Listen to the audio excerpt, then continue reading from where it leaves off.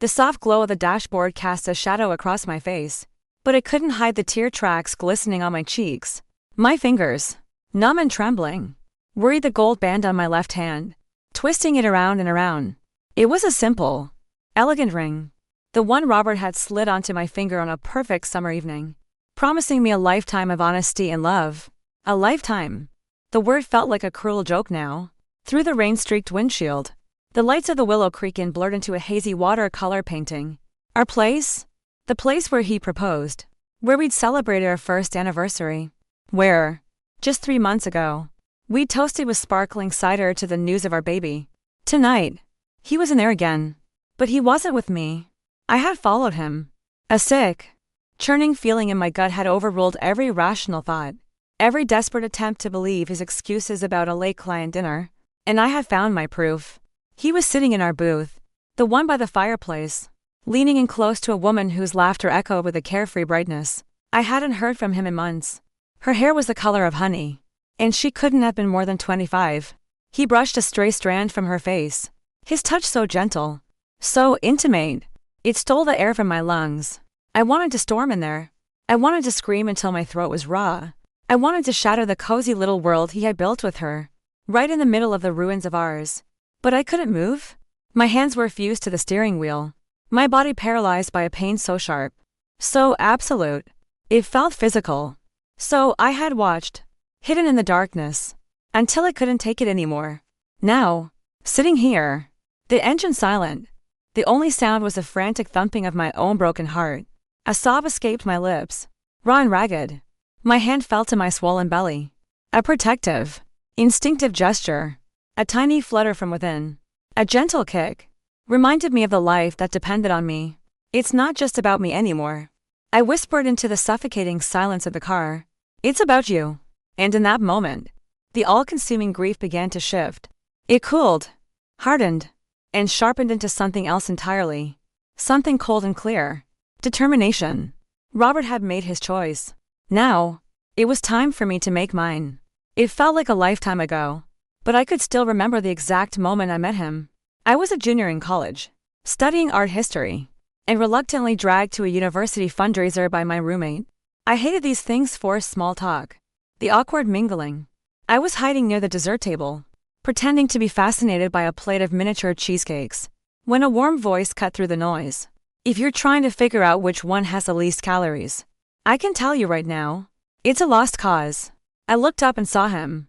Robert. He had this easy smile that made his eyes crinkle at the corners, and his tie was just slightly crooked, which I found incredibly endearing. He wasn't conventionally handsome in a movie star way, but he radiated a confidence and warmth that drew you in. I laughed. A real, unforced laugh. I gave up on that battle an hour ago. Now I'm just building up the courage to take a third. A woman after my own heart. He said, grabbing a plate. I'm Robert. Lily, I said, shaking his offered hand. His grip was firm and warm. We spent the rest of the evening talking. He was a second-year law student, ambitious and driven. But he spoke about it with a passion that wasn't arrogant. He asked me about my dreams, and I found myself telling him things I rarely shared with anyone in my secret ambition to one day curate an exhibit at the Met. My fascination with the stories hidden in ordinary objects. Most people just see an old chair. I explained, feeling a little self-conscious.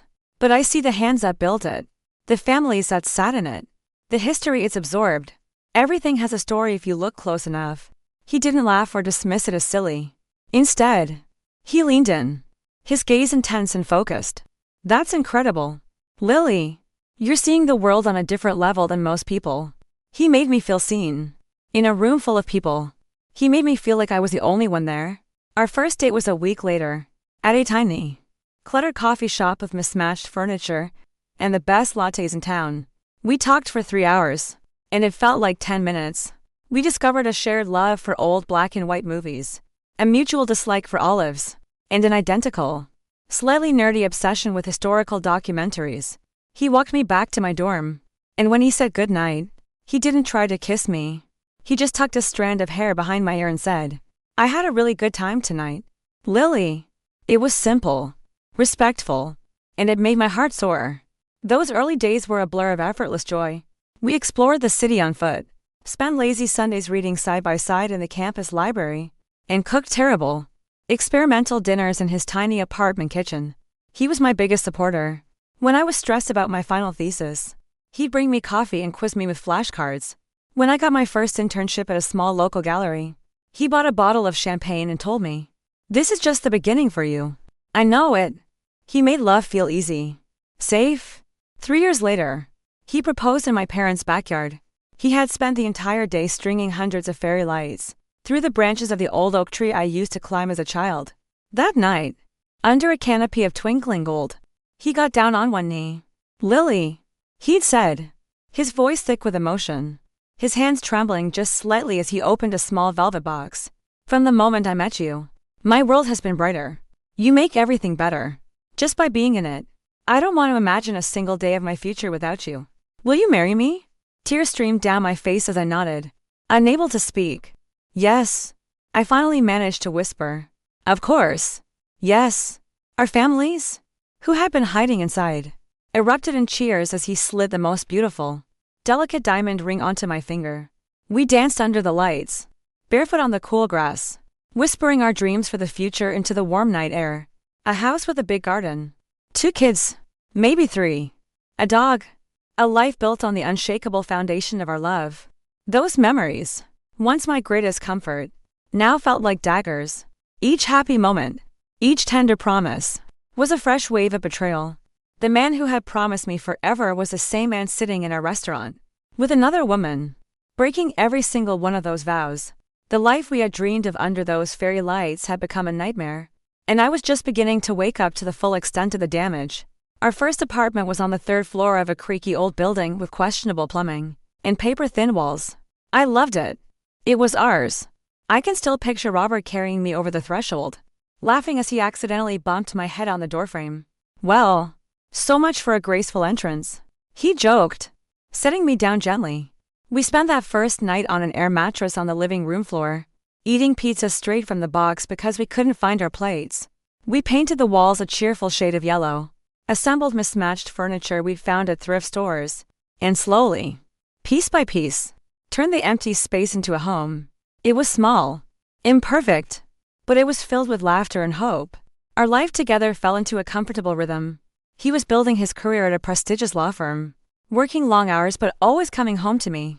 I was working at a local art gallery, slowly climbing the ladder, my dream of curating my own exhibit feeling less like a fantasy and more like a real possibility. We were a team. When he was overwhelmed with a big case, I'd be the one to make sure he ate, to listen as he paced the living room, rehearsing his arguments. When I was discouraged after a grant application was rejected, he would wrap his arms around me and say, "Their loss. Lily, you're brilliant. You just have to keep going." We believed in each other. Then came the day that changed everything. I'd been feeling tired for weeks. A deep, bone-weary exhaustion that sleep couldn't fix. I chalked it up to stress until I realized my period was late. My hands shook as I held the little white stick, waiting for the lines to appear. When they did, my breath caught in my throat. 2 pink lines. Positive. I was terrified and ecstatic all at once. I spent the whole day trying to figure out the perfect way to tell Robert. I ended up just blurting it out the second he walked through the door that evening. "We're having a baby." He froze, his briefcase slipping from his hand and landing on the floor with a thud. His face broke into the widest, most joyful smile I had ever seen. "Are you serious?" he whispered, his eyes shining. He scooped me up in his arms, spinning me around our little living room until we were both dizzy and laughing. "We're going to be parents," he kept saying, as if the words themselves were magic. The pregnancy brought us even closer. He was endlessly attentive. He'd rush out at midnight for ice cream cravings. He'd massage my swollen feet after a long day, and he would read baby books aloud to my growing belly. His voice a low, soothing rumble. We spent weekends clearing out the spare room, turning it into a nursery. He assembled the crib himself, meticulously following the instructions, his brow furrowed in concentration. One evening, we were sitting on the floor of the nearly finished nursery, surrounded by tiny clothes we'd just washed and folded. I held up a ridiculously small pair of socks and felt a wave of overwhelming love.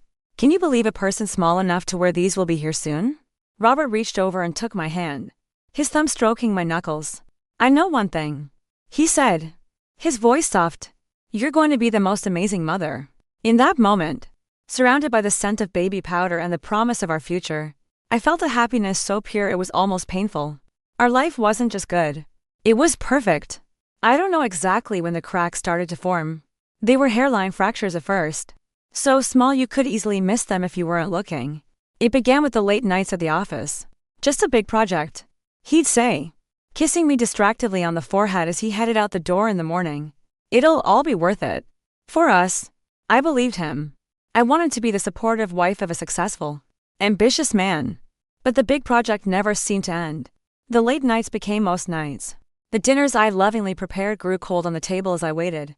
He'd come home smelling faintly of something other than his officia perfume that wasn't mine.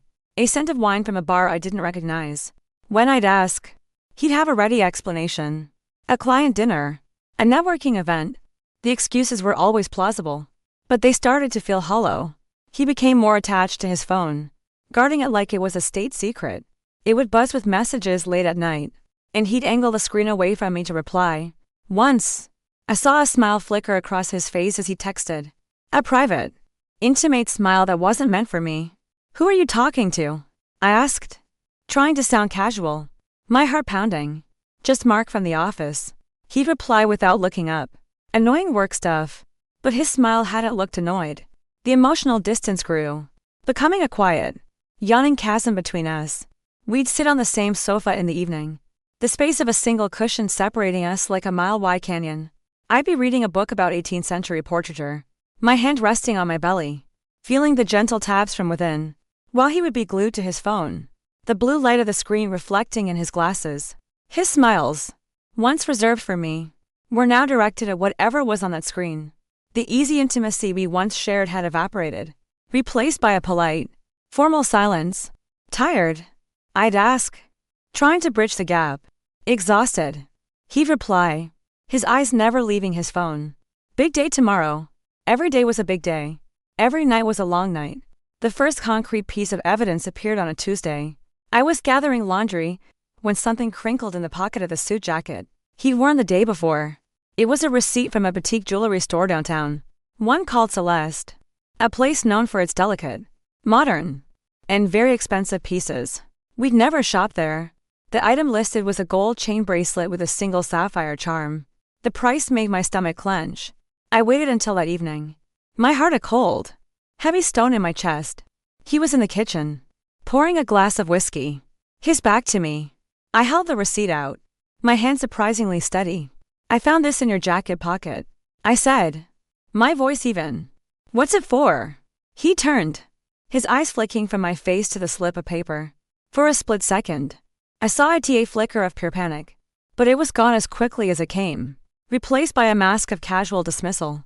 Oh, that, he said, taking a sip of his drink. It's a corporate gift, for a client's wife.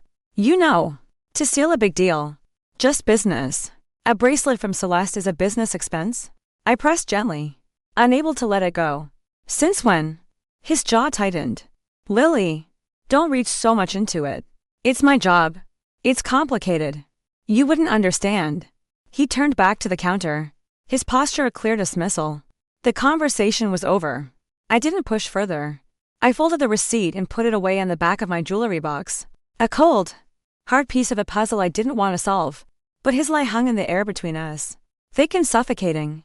You wouldn't understand. He had never said that to me before. We had always understood each other. The phone calls became more frequent. He'd step out onto the porch, even on cold nights, his voice a low murmur that the wind carried away. Once, I was walking past his home office, the door slightly ajar, and I heard him talking. His voice was different, softer, more intimate than the brusque, professional tone he used for work. Double quotes. No. Of course not. I miss you too. He was saying. Just a little longer. I promise. My feet froze to the floor. He must have sensed my presence, because he glanced up and saw me standing there. His face paled. I have to go, he said abruptly into the phone and hung up. Everything okay? I asked, leaning against the doorframe, trying to keep my voice light. Fine. He snapped, his tone sharper than intended. He quickly softened it. Sorry. Just a really difficult client. Being incredibly demanding. He ran a hand through his hair, a gesture I knew he used when he was stressed. Or when he was lying. I nodded, pretending to believe him. But the words I'd overheard echoed in my mind. I miss you too. I promise. Those were not the words you said to a difficult client. The breaking point came 2 weeks before I followed him to the restaurant. He announced he had to go on an overnight work retreat upstate. It was last minute. He claimed. A mandatory team building event. My internal alarms were screaming.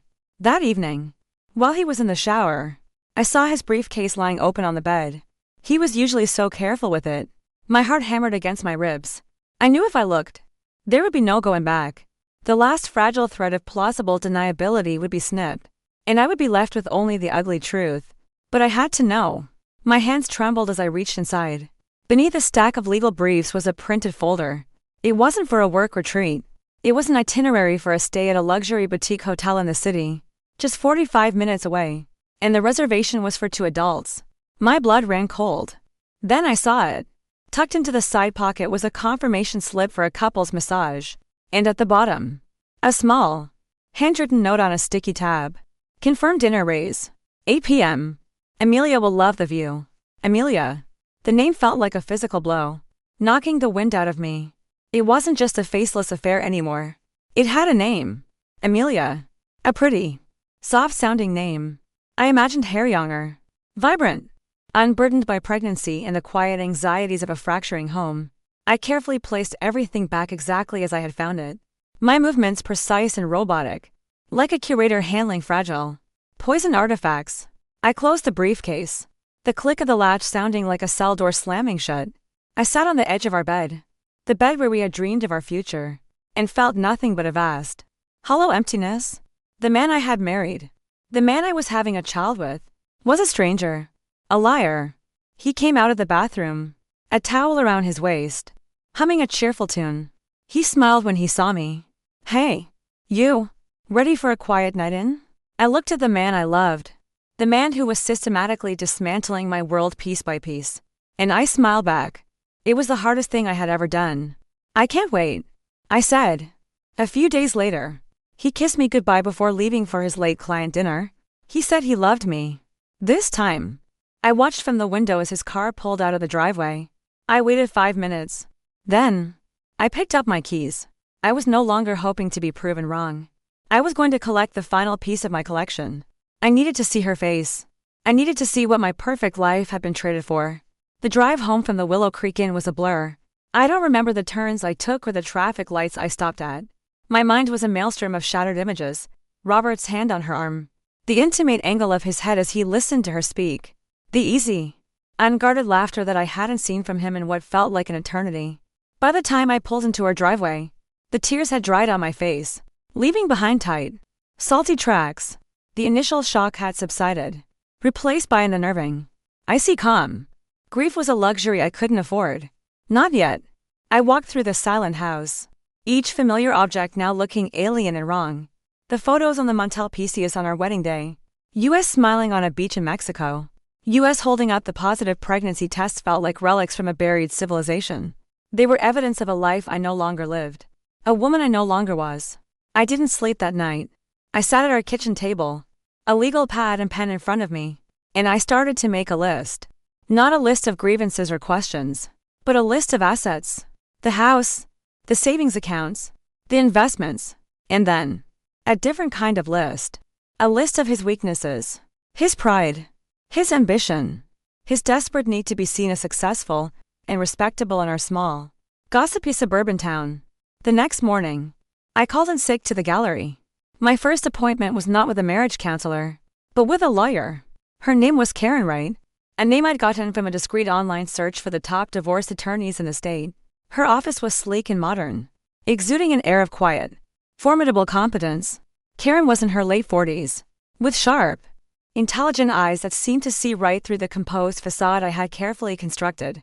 I laid out the story for her, my voice steady and detached, as if I were describing a case study from one of my art history textbooks.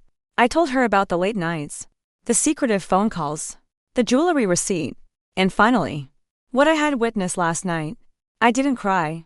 When I finished, she leaned back in her chair, her expression a mixture of professional assessment and genuine sympathy. First, she said, her voice firm but kind, I am so sorry you are going through this. Especially now. She gestured towards my belly. You're doing the right thing by being proactive. In situations like this, the person who plans is the person who wins. I don't just want to win, I said, the words coming out colder than I intended. I want to protect my child's future, and I want Robert to understand the full consequences of his actions. Karen nodded slowly. Consequences can be arranged. Given his profession and his standing in the community, public exposure would be devastating for him. But to do that, we need more than just your word. We need irrefutable proof. Evidence that tells a story no one can deny. Evidence that tells a story. The phrase resonated with me, striking a chord deep within my soul. It was what I did for a living. I was a curator. I took disparate objects, paintings, sculptures, artifacts, and arranged them in a way that created a narrative that guided the viewer to a specific, undeniable conclusion. My life's work was about revealing the hidden truth in things. I can get you proof, I said, a new sense of purpose solidifying inside me. The next few weeks, I lived a double life. To Robert, I was a loving, supportive, slightly moody pregnant wife. I made his favorite meals, asked about his day, and feigned ignorance about his increasingly frequent late nights. I listened to his lies with a serene smile, my heart a frozen, silent thing in my chest. He was so confident, so sure of my naivete, that he became careless. And while he was careless, I was meticulous. I became the curator of his downfall. My first acquisition was a small, discreet digital camera. I started following him, not every day, but strategically. I learned his new routines. The cozy coffee shop where he met her on Tuesday mornings. The park where they walked, holding hands, on Thursday afternoons. From the safety of my parked car, I documented it all. I wasn't just taking snapshots. I was composing them. A shot of their hands intertwined on a table, his wedding ring in sharp focus. A picture of him looking at her with an expression of adoration he hadn't given me in years. I printed the photos on high-quality archival paper at a specialty shop in the next town over. Back at home, in the privacy of my small home office, I began to frame them. I chose elegant, understated black frames, the kind we had used for our own family photos. They looked like art. My collection of artifacts grew. I found a receipt for a weekend trip to a seaside inn and printed out the confirmation email I found in his laptop's trash folder. I discovered another gift, a delicate silk scarf fitted in the back of his closet, and photographed it artfully draped over a chair. I forwarded his incriminating text messages to a secret email account I created, taking screenshots and printing them out, arranging them chronologically like letters in a historical exhibit. Each piece of evidence was an object in my collection, a brushstroke in the portrait of his betrayal I was painstakingly creating. I stored everything in a locked art portfolio case hidden under the floorboards in my office closet. Touching each piece, cataloging it, gave me a strange sense of control. I was no longer a victim adrift in a sea of pain. I was an archivist of the truth, and I was preparing my exhibit. My friend Sophia was the only person I confided in. We'd been friends since college, and she had a bullshit detector that was second to none. When I finally told her everything, sitting in her sunny kitchen one afternoon, she didn't offer platitudes or easy reassurances. She listened intently, her eyes flashing with fury on my behalf. When I was done, she wrapped me in a fierce hug. That absolute bastard, she hissed. What are you going to do? I'm not just going to leave him, I said, pulling back. I'm going to make sure he has nothing left to go back to. I told her about my plan, about the evidence I was collecting. She looked at me, a slow, admiring smile spreading across her face. Lily Anderson, she said, shaking her head in wonder. You're not just going to divorce him. You're going to deconstruct him. I'm in. Whatever you need. Her support was a lifeline. She helped me set up a separate bank account, secretly moving small amounts of money from our joint savings. She acted as a lookout on a couple of my surveillance trips. She was the sounding board for my evolving plan, the one person who saw the calculating mind working behind my grief-stricken eyes. One evening, Robert came home in a particularly good mood. He was practically bouncing with excitement. He poured 2 glasses of sparkling cider and handed one to me. I have incredible news, he announced, beaming. Markham is retiring. Markham was a senior partner at his firm, a position Robert had coveted for years. That's wonderful, honey, I said, trying to infuse my voice with the appropriate amount of enthusiasm. It's more than wonderful, he said, his eyes alight with ambition. Henderson, the big boss, the managing partner from the New York office, is coming to town in 3 weeks. He's meeting with the top candidates. He's going to have dinner at each of our houses. Lily, this is it. This is my shot at the partnership. He took my hands in his grip tight with excitement. I need this dinner to be perfect. Absolutely perfect. And that's why I need you. Your taste, your elegance. You can create an evening he'll never forget. I looked at him, at his hopeful, triumphant face, and I felt a switch flip inside my mind. An evening he'll never forget. A stage. A captive audience. My own private gallery opening. Of course. Robert, I said, my voice smooth as silk. I'll make sure it's an evening no one will ever forget. My acceptance of the task seemed to wash a final layer of guilt or suspicion from Robert's mind. He saw me as his partner again, his co-conspirator in the grand project of his ambition. He was so blinded by the prize of partnership, the prestige, the corner office that he couldn't see the woman standing right in front of him. He saw the elegant hostess, the curator with impeccable taste. He didn't see the archivist of his sins. Henderson is an old-school guy, Robert explained over the next few days, pacing the living room as he strategized. He values tradition, family, stability. We need to project an image of a perfect, solid home life, happy wife, baby on the way. It's the whole package. I understand, I said, taking notes on a pad of paper. An aesthetic of domestic bliss. I was speaking his language, but he didn't realize the subtext. Every suggestion I made was a carefully placed brick in the trap I was building. Exactly, he said, relieved. I knew you'd get it. The dinner was scheduled for a Saturday night, 3 weeks away. The guest list was small and potent. Mr. Henderson and his wife, Eleanor, and a major potential client, Mr. Davies, whose account would solidify Robert's position as a frontrunner. 6 of us in total. An intimate gathering. Perfect. My preparations began in earnest. Outwardly, I was a picture of wifely devotion. I spent hours planning the menu. A classic, sophisticated affair, seared scallops, beef Wellington, a decadent chocolate lava cake for dessert. I selected the wine pairings with meticulous care. Robert praised my efforts, oblivious to the fact that I was treating the evening like the opening night of my most important exhibition. The theme, the anatomy of a lie. My first task was to understand the other woman, Amelia. I needed to know more than just her name. I needed to see how Robert had curated his own narrative for her. It wasn't difficult. Robert's carelessness was my greatest asset. He left his personal laptop open one afternoon while he ran out for an errand. I found their email exchanges. Reading them was like pressing a shard of glass into an open wound. But I forced myself to be clinical, to analyze the text like a historical document. Robert had spun a masterful tale of woe. He painted me as a wife from whom he had grown apart, someone who was emotionally distant and unsupportive of his dreams. He told Amelia they were separated, living in the same house for the sake of appearances until after the baby was born, at which point their divorce would be finalized. He was the tragic hero, trapped in a loveless marriage, and she was his beautiful, understanding savior. You're the only one who really sees me, he had written in one email. Being with you feels like coming home. The hypocrisy was breathtaking.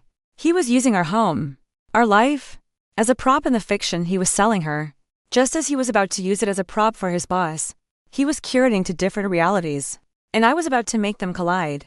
I learned that Amelia was smart, ambitious, and a rising star in her own department. She wasn't a homewrecker in the classic sense. She was a woman who had been lied to, manipulated by a man who had perfected the art of telling people what they wanted to hear. A part of me even felt a flicker of pity for her. She was just another object in Robert's collection, another piece to be used and, eventually, discarded. She didn't deserve what was coming, but I couldn't let my plan be derailed by sentiment. She was collateral damage in a war she didn't even know she was fighting. With this new understanding, my own curation of the house began. It was a subtle process, a series of small, almost imperceptible changes. I started by refreshing the decor. Robert, wanting to impress the Hendersons, gave me his credit card without a second thought. Whatever you need. Lily, spare no expense. I bought new throw pillows for the sofa in shades of deep burgundy and charcoal gray. Dramatic colors. I replaced the cheerful floral arrangement on the coffee table with a stark, elegant display of calla lilies. their white petals beautiful but funereal. The house began to feel less like a warm, loving home and more like a stage set, cool and theatrical. Robert, in his self-absorption, didn't notice the shift in atmosphere. He just saw that things looked expensive and tasteful. Then, I began to place the artifacts. The main hallway leading from the front door to the living room was lined with a series of our framed family photos, vacations, holidays, moments of joy. I left most of them, but I swapped out two. In their place, I hung two of my framed photographs of Robert and Amelia. One was a wide shot of them walking in the park, their figures small against a backdrop of autumn trees, almost like a landscape painting. The other was a closer, more intimate shot of them laughing at that outdoor cafe, their heads close together. From a distance, they could be mistaken for photos of Robert with a sister or a friend. You had to get close to see the truth. The living room was my main gallery space. On the large bookshelf that flanked the fireplace, amidst the leather-bound law books and art history tomes, I began to create small vignettes. I took the receipt from the jewelry store, Celeste, and had it professionally matted and framed in a small, simple black frame. I placed it on a shelf, leaning it against a stack of books on corporate ethics. Next to it, I placed another small framed piece, the printed confirmation for the couple's massage. It looked official, almost like a diploma. My masterpiece, however, was destined for the coffee table. One evening, while Robert was literally working late, I had conformity let myself into his car. Tucked deep in the glove compartment, inside a soft velvet pouch, I found it. The gold chain bracelet with the single sapphire charm. It was delicate and beautiful, and a wave of nausea washed over me as I held it. This was a symbol of his betrayal, bought with our money, intended for her wrist. I took it home. I had previously purchased a small, clear acrylic display stand online, the kind used in museums to exhibit precious jewelry. I polished the bracelet until it gleamed and draped it carefully over the stand. I placed it in the center of the coffee table, right next to a heavy art book about famous forgeries. It sat there, under the warm glow of the reading lamp, looking for all the world like a carefully chosen object dart. It was a bomb, disguised as a centerpiece. Robert came home that night, exhausted and distracted. He walked right through the living room, tossing his keys on the entryway table. "The house looks amazing, Lily," he said over his shoulder as he headed for the kitchen. "Really? You've outdone yourself." He hadn't noticed a single thing. The final piece of my exhibition was me. I needed to look the part. I bought a new dress for the dinner, a simple, elegant sheath dress in a deep sapphire blue, the color of the stone in her bracelet. It was a quiet, deliberate choice. I would be the living embodiment of his duplicity, a constant, subtle reminder of the secret he thought was safely hidden. As the day of the dinner approached, a strange calm settled over me. I wasn't nervous. I wasn't even angry anymore. The raw, hot rage had cooled into something hard and focused. I was a curator on the verge of unveiling her life's most important work. Every object was in place. The lighting was perfect. The narrative was clear. All I needed now was my audience. The day of the dinner arrived, cloaked in a crisp, late autumn chill. The air in the house was thick with anticipation, but only I knew its true source. Robert was a whirlwind of nervous energy, straightening his tie for the 10th time, adjusting the silverware I had already set perfectly, and pacing the polished hardwood floors. "Do you think the beef Wellington is too much?" he asked, running a hand through his hair. "Maybe I should have gone with something simpler. Henderson is from New Hampshire. He probably likes pot roast." "Robert," I said, my voice a soothing balm on his frazzled nerves. I placed a hand on his arm, forcing him to stop pacing. "Everything is perfect. The house looks beautiful. The food will be exquisite. And you are going to be brilliant. Just breathe." He looked at me, his eyes filled with a gratitude that made my stomach turn. "Thank you, Lily. I couldn't do this without you. You're my rock." He leaned in and kissed my cheek, his lips cool against my skin. The gesture was so automatic, so devoid of the passion it once held, that I felt nothing at all. I was simply an actor playing a part, and he was my unsuspecting audience. The doorbell rang at precisely 7 o'clock. Robert straightened his jacket one last time and pulled me to his side, his arm resting possessively around my waist as he opened the door. "Mr. and Mrs. Henderson stood on our doorstep. He was a tall, imposing man in his late 60s with a mane of silver hair and eyes that seemed to assess everything at a glance. His wife, Eleanor, was a petite, elegantly dressed woman with a warm, genuine smile. "Robert, good to see you," Henderson boomed, shaking Robert's hand firmly. "And this must be the lovely Lily. It's a pleasure to finally meet you." "The pleasure is all mine, Mr. Henderson," I said, smiling graciously. "Please, come in." As I took their coats, I watched Eleanor's eyes scan the entryway. They lingered for a moment on the new photographs hanging on the wall. A slight frown creased her brow as she peered at one of them. "Is that your sister, Robert?" she asked, pointing to the image of him and Amelia at the cafe. "You two look so much alike." Robert, who hadn't even registered the new additions, glanced over. A flash of confusion crossed his face before he quickly recovered. "Oh, no. That's just a colleague. From a team-building lunch." His laugh was a little too loud, a little too forced. "Lily is so good at capturing these little moments. Aren't you, darling? I just think it's important to document the people who are significant in our lives," I replied smoothly. My gaze meeting his for a split second. A flicker of unease appeared in his eyes, but it was quickly extinguished by the arrival of the next guest. Mr. Davies was younger, a tech entrepreneur with a sharp suit and an even sharper gaze. He was the prize, the client who would tip the scales in Robert's favor. Robert's charm offensive went into overdrive, guiding our guests into the living room, our meticulously curated gallery.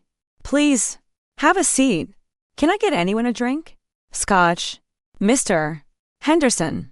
Robert played the part of the gracious host, completely oblivious to the stage I had set. I watched from the periphery as the scene unfolded exactly as I had envisioned. The guests settled onto the sofas, their conversation light and pleasant. Eleanor Henderson, a woman who I had learned from my research had a keen interest in antiques and art, was the first to notice. Her eyes were naturally drawn to the objects in the room. She leaned forward, her gaze fixed on the coffee table. "My goodness," she said, her voice filled with genuine curiosity. "That's a beautiful little bracelet. Is it an antique?" Robert followed her gaze. His smile froze on his face. He stared at the sapphire bracelet, gleaming under the lamplight on its museum-style stand, and I saw the blood drain from his face. He looked at me, his eyes wide with a dawning, panicked horror. I met his look with a serene, questioning smile, as if to say, "What's wrong, dear?" "Oh, that," I said, stepping forward before Robert could stammer out a response. "It's a new piece I've acquired for my little collection. I find its story just fascinating." I picked up the small acrylic stand, holding it up for Eleanor to see. It's a perfect example of modern craftsmanship, but it speaks to a very classic theme, a promise. A secret promise. Perhaps. Robert was choking. He opened his mouth, but no sound came out. He looked like a fish gasping for air. "How fascinating," Mr. Henderson said, his eyes narrowing slightly, sensing the sudden shift in tension.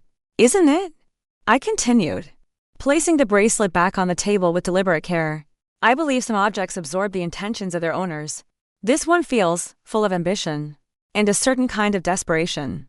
I let the words hang in the air for a moment before smiling brightly. "Now, who's ready for an appetizer?" I asked, my tone light and breezy, and retreated to the kitchen, leaving Robert to stew in the thick, unnerving silence I had created. Dinner was a masterclass in psychological warfare. We sat at the dining table, set with the beautiful porcelain plates we had bought on our honeymoon in Italy. Robert was a ghost of himself. He was pale and sweating, his movements jerky, his contributions to the conversation clipped and nonsensical. When there was a lull in the conversation, I took my cue. I ran my finger along the delicate, hand-painted rim of my plate. "These plates always bring back such wonderful memories," I mused, my voice laced with nostalgia. "Robert and I bought them in a little shop in Florence on our honeymoon. The shopkeeper told us they were a traditional wedding gift, meant to symbolize fidelity. He said that as long as the plates remained whole. So, with the marriage vows." I paused, taking a delicate sip of wine. "It's a lovely sentiment, isn't it? The idea that some things are meant to be unbreakable." I looked directly at Robert. He flinched as if I had physically struck him. Mr. Henderson and Mr. Davies exchanged a subtle, questioning glance. Eleanor's warm smile had faded, replaced by a look of sharp, pitying observation directed at me. She knew. She didn't know the details, but she knew something was deeply, terribly wrong. After the main course, As I was clearing the plates, Mr. Davies stood up to stretch his legs. Wandering over to the bookshelf by the fireplace, he squinted at one of the small, framed documents. "Robert, is this an award of some kind?" he asked, genuinely curious. Robert, who had been pushing a piece of beef around his plate, looked up in alarm. He saw what Davies was pointing at, the framed receipt from Celeste. No. That's just a memento," Robert stammered, his voice cracking. "It's a receipt," I clarified, walking back into the room with a bottle of water. "For the bracelet. I thought it was important to keep the provenance. Every object in a collection should have its history documented. Don't you think? It adds to its value." Mr. Henderson put his fork down. The pretense of a normal dinner party had completely evaporated. The room was thick with unspoken questions and a tension so palpable it was hard to breathe. Robert stared at me, his eyes pleading. He was begging me to stop. But the exhibition wasn't over. I still had my final installation. "If everyone is finished," I announced, my voice cutting through the strained silence, "why don't we move back to the living room for coffee and dessert? I have a chocolate lava cake that's best served immediately." The suggestion was a lifeline, a chance to escape the suffocating atmosphere of the dining table. The guests agreed with a palpable sense of relief. Robert, however, looked as though I had just sentenced him to death. He remained frozen in his chair for a moment before pushing himself to his feet, his movements stiff and robotic. As I served the coffee, pouring the dark, fragrant liquid into delicate china cups, I kept my movements fluid and graceful. I was the calm at the center of the storm I had created. Robert tried to restart the conversation, to steer it back to safe, professional territory. He asked Mr. Henderson about the stock market, Mr. Davies about a new tech merger. But his attempts were feeble, his voice hollow. The threads of polite discourse were broken, and everyone in the room knew it. The questions left hanging in the air were far more compelling than any talk of business. Eleanor Henderson came to my side as I was setting down the dessert plates. She placed a gentle hand on my arm, her eyes full of a quiet, womanly understanding. "My dear," she whispered, her voice barely audible. "Are you all right?" I gave her a small, sad smile. "I will be," I said, my own voice a low murmur. "Thank you for asking." Her brief, compassionate gesture was a crack of light in the cold, calculated darkness of my plan. It was a reminder that this was not just a game. It was my life, and the pain was real. But it didn't deter me. After everyone had their coffee and cake, I remained standing. "Before we finish," I said, addressing the room, "I just want to thank you all so much for coming tonight. It has meant the world to Robert, and to me, that you would share this evening with us in our home." Robert looked up at me, a desperate, pleading hope in his eyes. Perhaps he thought I was about to smooth everything over, to explain away the evening's strange tensions with a charming anecdote. He thought I was going to save him. "An evening like this is about making connections," I continued, my gaze sweeping across our guests before finally landing on my husband. "It's about showing who you are, not just as a professional, but as a person. It's about integrity, about the foundations upon which we build our lives and our careers." Mr. Henderson leaned forward slightly, his expression unreadable but intensely focused. "And in that spirit," I said, "I've put together a small token for each of you to take home. A sort of party favor, to remember the evening by." I walked over to a beautiful antique credenza that stood against the far wall. On it sat 3 elegant, navy blue envelopes, each tied with a silver silk ribbon. My name, Lily Anderson, was embossed in silver on the flap. They looked like invitations to a gala. I picked them up. Robert's shoulders relaxed visibly. A party favor. It was normal. It was what a perfect hostess would do. The color was beginning to return to his face. I handed the first envelope to Mr. Henderson, the second to Mr. Davies, and the third I held out to my husband. "For you, Robert," I said, my voice soft. He took it from me, his fingers brushing against mine. His hands were ice cold. "Lily, what is this?" he murmured, his brow furrowed in confusion. "Why don't you all open them together?" I suggested, stepping back to the center of the room, my hands clasped loosely in front of me. I was the curator, and this was the moment the veil was lifted. Mr. Henderson, with a look of bemused curiosity, untied the ribbon and broke the seal. Mr. Davies followed suit. Robert, looking between them, slowly did the same. Inside each of the guests' envelopes was a slim portfolio, containing a curated selection of my evidence. Not everything, just the most damning, undeniable pieces. The top page was a short, typed letter from me. Dear Mr. Henderson, Mr. Davies. It began. I apologize for the unconventional nature of this evening. I believe that a man's character is a single, indivisible thing. His integrity in his personal life is a best indicator of his integrity in his professional life. For the past 6 months, my husband, Robert, has been engaged in a sustained and calculated affair with a junior colleague at his firm, a woman named Amelia Vance.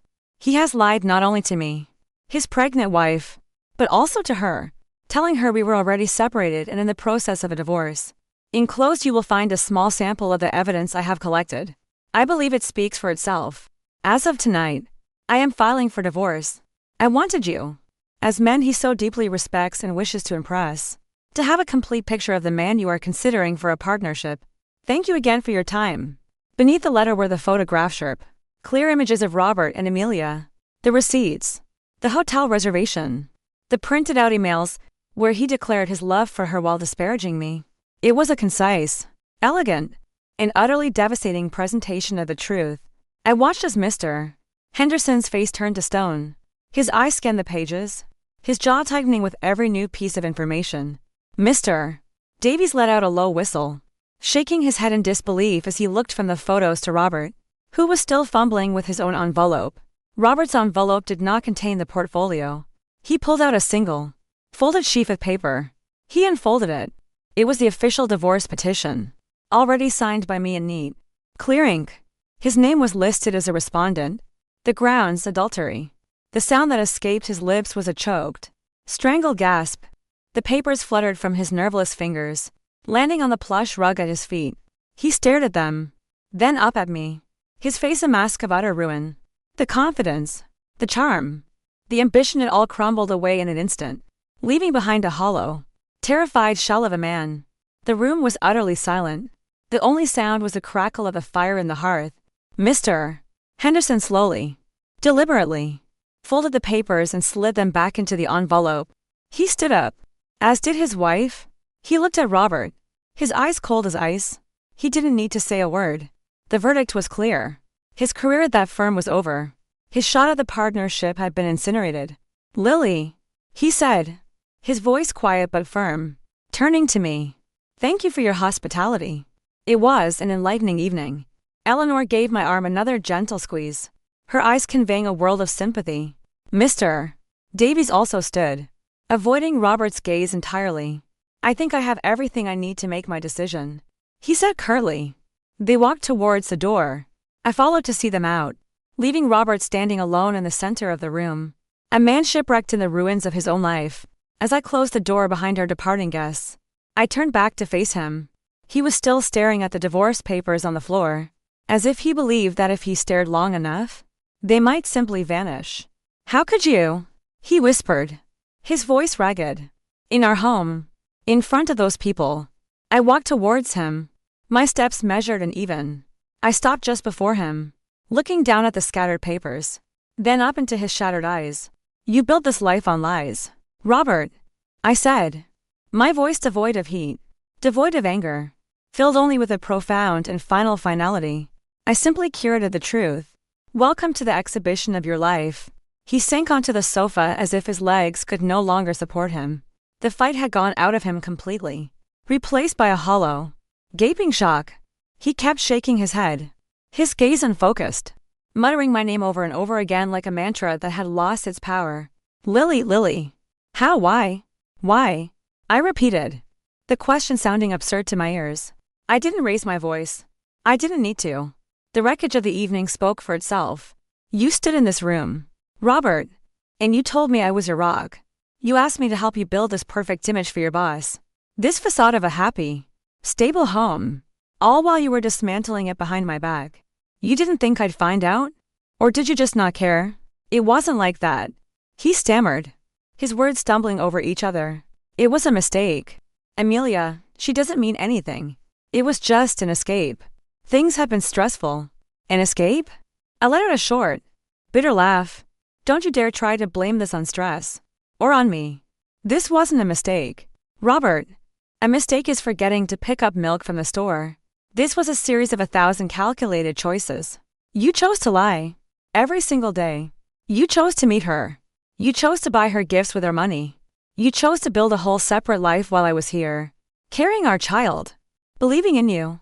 I gestured around the room, at the carefully placed evidence that now seemed to mock him from every corner. This is the life you chose. I just put it on display. He finally looked at me, his eyes swimming with tears of self-pity. You've ruined me. Lily.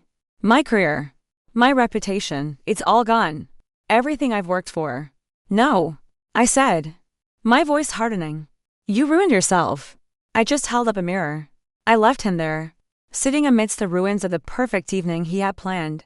I walked upstairs to our bedroom, the room we had shared for 7 years, and it felt like a stranger's space. I had a single suitcase packed, which Sophia had discreetly dropped off earlier that day.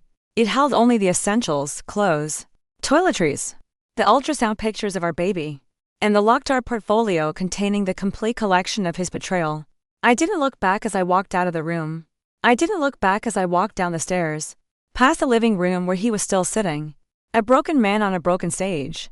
I walked out the front door and closed it softly behind me. The click of the latch was the quietest, most definitive sound I had ever heard. It was the sound of my old life ending.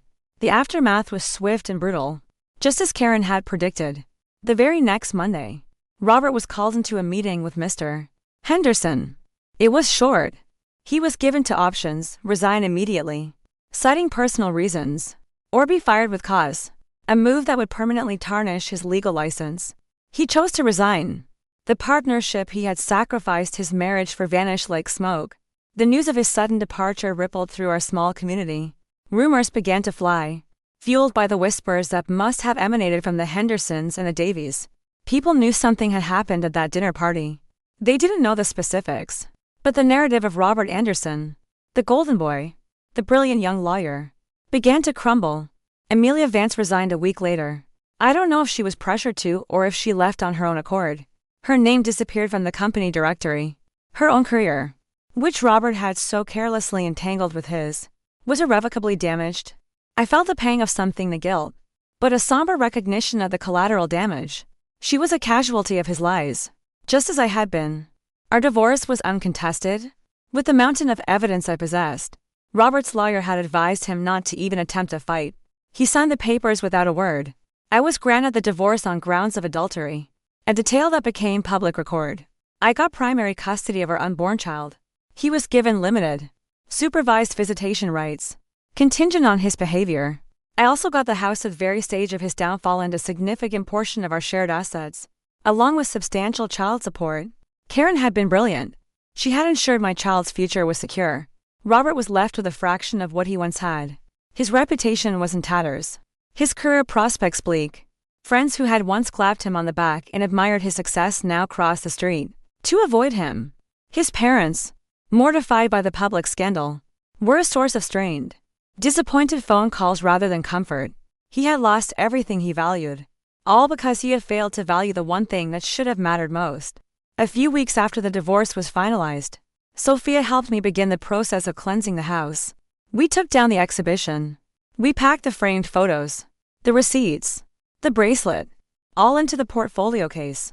I stored it in the attic, not as a source of pain, but as a historical record, a reminder of the story I had survived. Together, Sophia and I packed up all of Robert's belongings, his expensive suits, his law books, his collection of single malt scotches. We boxed up 7 years of his life and stacked the boxes neatly in the garage for him to collect. As we worked, we found a small, forgotten photo album tucked away in his closet. It was from our first year of marriage. We were so young, our faces bright with a hope so fierce it was almost painful to look at. Sophia paused, a framed picture of us laughing on our honeymoon in her hand. "Do you ever miss him?" she asked softly. "The man he was back then." I looked at the photo, at the smiling, happy girl I used to be. I thought about it for a moment, searching my heart for any lingering trace of that old love. I miss the man I thought he was, I said finally. But that man never really existed. He was just a story I told myself. And I'm done with fiction. I'm ready for the truth. We closed the box and sealed it with tape. We were not just packing away his things. We were packing away my past. The house felt lighter, cleaner, the air clearer. It was no longer a gallery of lies. It was becoming a home again. My home. And it was waiting for its newest, most important resident. 2 months later, on a crisp January morning, I gave birth to a beautiful, healthy baby girl. I named her Clara, which means clear, bright, famous. I held her in my arms for the first time, her tiny body warm against my chest, and looked down at her perfect, miniature features. Tears streamed down my face, not of sorrow or pain, but of a profound, overwhelming love. The world, which had been so dark and complicated, suddenly felt simple and bright again. Everything was for her. "Hello, little one," I whispered, my voice thick with emotion. "It's just you and me, and we are going to be just fine." Bringing Clara home was a true beginning of my new life. The house, once the site of so much pain, transformed. The silence was no longer empty. It was filled with the soft cooes of a newborn, the gentle rhythm of the rocking chair in the nursery, the quiet hum of a baby monitor. The living room, where Robert's life had imploded, became the place where Clara and I would lie on a soft blanket on the floor, the winter sun streaming in through the large windows. As I pointed out the shapes of the dust motes dancing in the light, life fell into a new rhythm, one dictated by feeding schedules and nap times and the simple, grounding tasks of motherhood.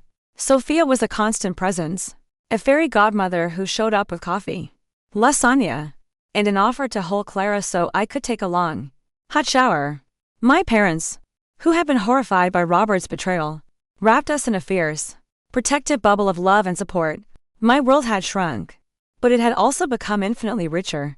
I was not alone. When Clara was 4 months old, I sold the house. It had served its purpose, but it held too many ghosts. I bought a smaller, cozier house in a quiet, tree-lined neighborhood closer to the city. It had a small garden in the back, perfect for a swing set one day, and a bright, airy room that I immediately claimed as my new office and art studio. Packing up the last of the boxes from the old house felt like closing the final chapter of a long, difficult book. I was finally, truly free. I started working again, part-time at first. I took on a freelance project for a new contemporary art gallery downtown. My first project was to curate a small, intimate exhibition for emerging female artists. The theme was resilience. I poured my heart into it, finding a renewed sense of purpose and passion in my work. I wasn't just telling other people's stories anymore. I felt like I was helping them tell my own. The exhibition opened on a warm spring evening.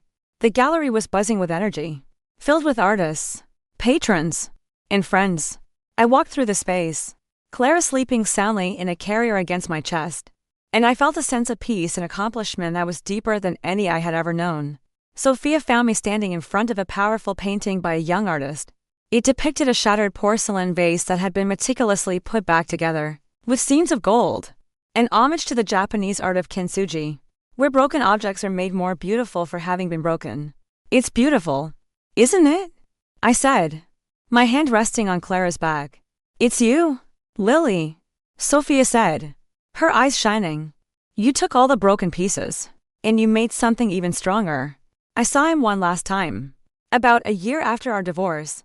I was pushing Clara in a stroller through the park, the same park where I had once photographed him with Amelia. It was a Saturday afternoon, and the air was filled with the laughter of children. He was sitting on a bench alone, staring out at the duck pond.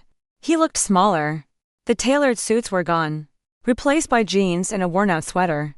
The confident, ambitious energy that had once radiated from him was gone, replaced by a quiet, weary sadness. He saw me, and for a moment, his eyes lit up with a flicker of something hope. Perhaps. He started to stand up, as if to come over. I didn't slow down. I met his gaze for a brief, fleeting second. I gave him a small, neutral nod, not of forgiveness, but of acknowledgement that he was a part of my story, a chapter that was now firmly closed. Then I turned my attention back to my daughter, who was babbling happily at a passing dog, and I kept walking. I didn't look back. He was a ghost from a past life, a black and white photograph in a story that was now being told in vibrant, brilliant color. That evening, I sat in the rocking chair in Clara's room, humming a soft lullaby as she drifted off to sleep. The moonlight streamed through the window, casting a silver glow on her face. My heart felt full, not in spite of the cracks it had endured, but because of them. I had learned that strength isn't about never breaking. It's about how you put yourself back together. I had curated my revenge. Yes. But more importantly, I had curated my own life.